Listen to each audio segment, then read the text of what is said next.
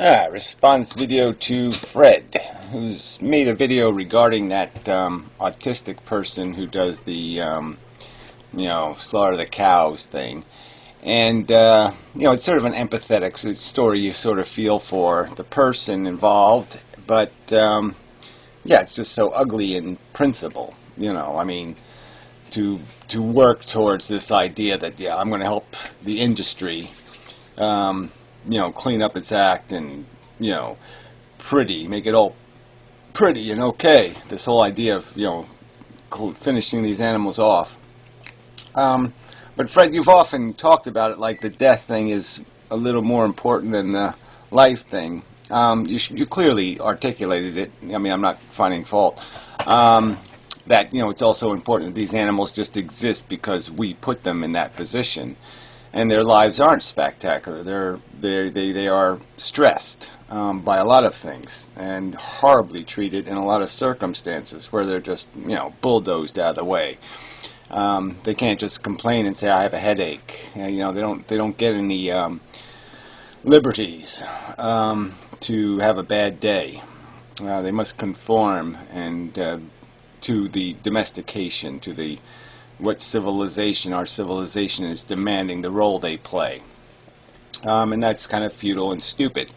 But nature is futile and stupid. Nature is horrific. It is billion times worse than all the suffering human beings can conjure up. Nature's doing worse. It's doing it every day, methodically ripping things to pieces. And they're existing for no better reason. It's no better, this unnecessary cow food or pig food that humans consuming. There's no more purpose in, I saw some live feed of an eagle on a nest.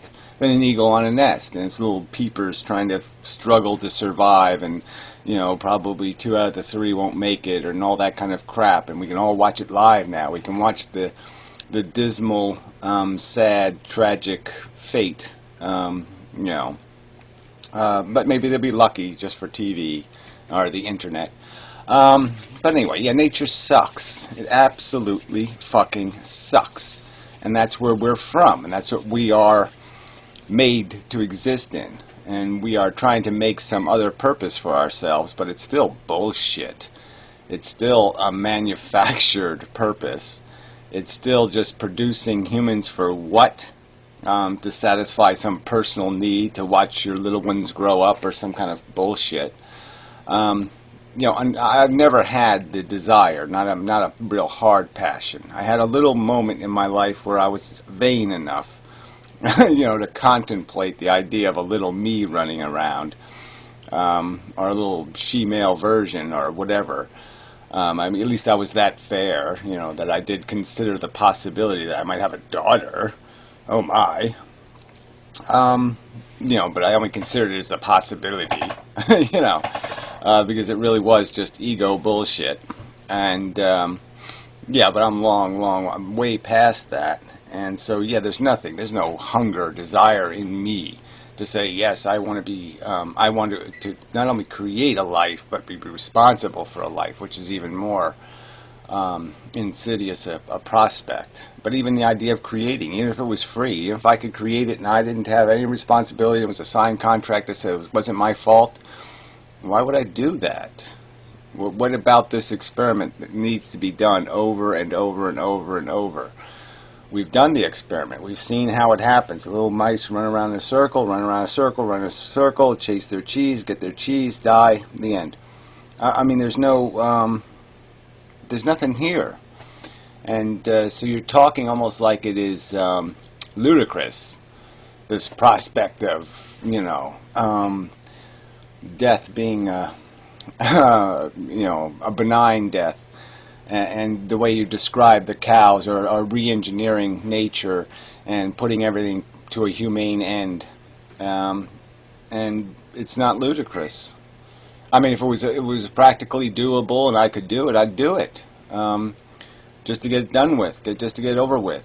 This idea of living to your hard, brutal end is pointless. So there should be some sort of almost arbitrary definition of when you're done. Because you're never going to say, well, never, not never. You're not going to say I'm done until you're miserable enough to say I'm done. There has to be enough negative to eat up every bit of your desire. I mean, when you're in enough pain, you're not going to be thinking about sex or food or this, or you don't think about these things that keep you in the game, these desire things, ambitions and yachting or, you know, all this other crap. You don't think about that shit. You just think about getting relief from the discomfort. And so yeah, that's the state of mind we generally have to be in before we're going to act. And by the time we act, it's way too late. And in the social structure we have, we're not even given the faculty, the facility to act when it is at the optimum moment, because of this, you know, notion, because of the very thing you're making laughable, this idea that we would take control. How dare we? How offensive to God, and for a lot of people, how offensive to the nature of things. And it's just brutal and stupid. And so I'm sorry. The same logic that sees where I can see the pointlessness of of feeding on animals when you don't need to, is the same logic that tells me the idea of perpetuating this whole infestation on planet Earth is just as ludicrous. It's just as contrived. We're contriving excuses to be here. We're contriving excuses to maintain what is an ugly, brutal, stupid, idiotic system of life and stupid death, pointless death, a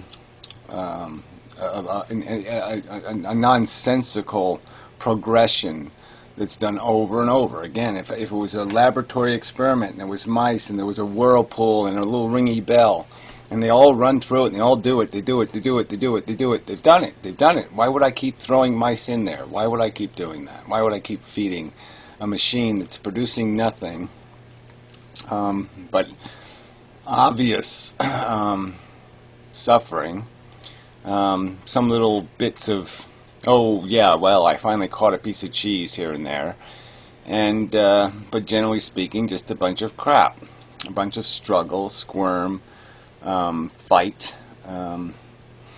claw, run, chase, a lot of negative propellants. You know, we're not propelled by some something truly of value that we're moving towards. And so the idea of moving towards, I'd rather die in a slaughterhouse than die in an American hospital. I mean, you know, if I had my choice to go to one place or the other, I'd rather go to a slaughterhouse, as much as I think it's disgusting and stupid and cruel and mean. Yeah, it's more humane than how people are living. I mean, fuck, it's insane.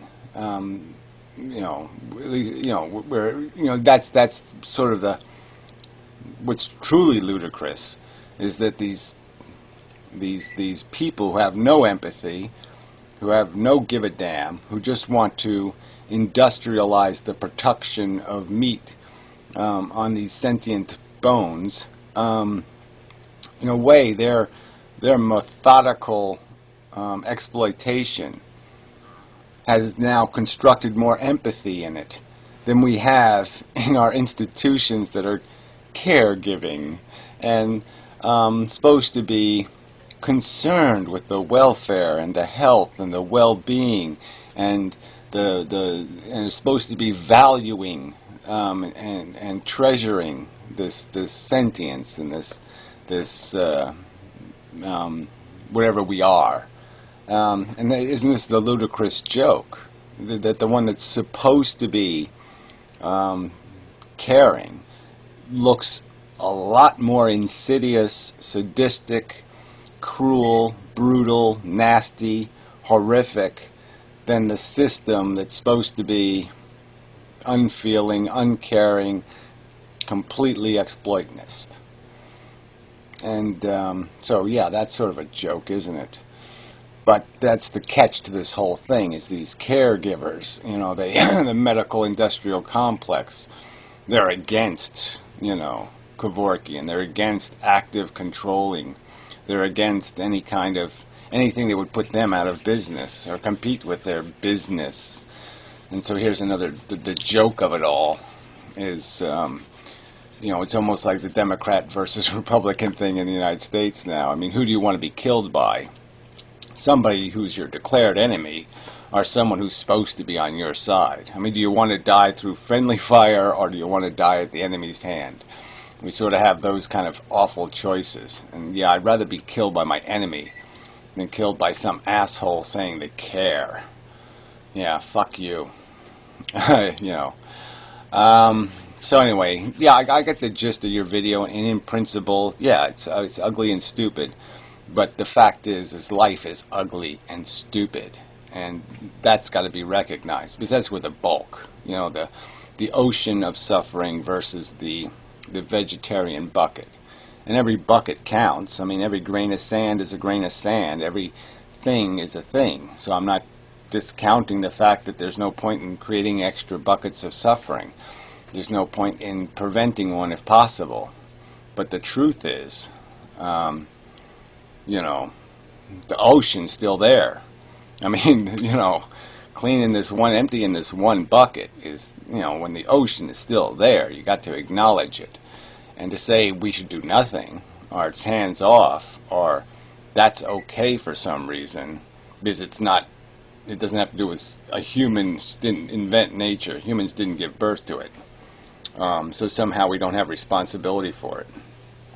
We have intelligence, and we have the same, and like I said, it's this, I can't see the difference between the intelligence that tells me it's wrong to raise a cow for no good reason, to live a mediocre life at best, and just die, and just to recycle and keep doing that shit. That's wrong. And it's also wrong for human beings to live in the same kind of pointless mediocrity, running a maze game that's been run a zillion times before, that has the same end. It's all predictable in terms of its end. It's going nowhere. It's doing nothing. It's a waste of energy. It's a bad, it's not a perfection of energy. And so unless we're going to try to perfect the conscious experience, yeah, that's the only way to do it right. And so then we shouldn't be doing it at all. Not the cows, or people, or pigs, or anything. The whole thing should be ground down. The whole thing should be de-incentivized and, what's the word for it?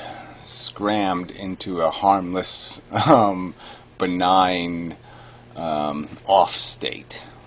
Whatever. However to say it pretty. Anyway. So, this will be another website video. We'll try a different format, turn it, and see what happens. Because, you know, it really is a stupid, you know, I'm longer than I am wide. In more than one way. Anyway, till next time. And such. Oh, yeah, I knew what it was. I keep forgetting. You'll probably watch these videos. Hope you do. Well, you know, hope anyway, right? I can hope. So to Fred, yeah, the embed thing. Just take the old embed code. So if you still have a hunk of that somewhere, or you have it on the website, take the old embed code and just change the address to the file. So where it says something like flv365, put in the file you want, and the old player will still work. And so yeah, you can just use the old player code, just change the name of the file.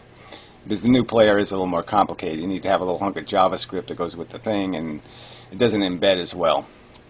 And I'm using it just because of that fact, because the player actually is much leaner, because on my website it doesn't load a whole bunch of extra code for the player, because it only loads the player once, and so it just uses the same player to play any one of the icons, sort of.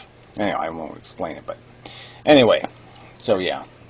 So if you, but anyway, you have to go to your Ning site. I don't remember it. I remember you doing it, but I don't remember doing anything. I remember going to it when there was nothing there, or something. Well, whatever. Anyway, I don't know where you find the time for this shit. Yeah, I should help, but I got too many things going, doing, happening, working on, and such. Anyway, enough of a video. Till next time.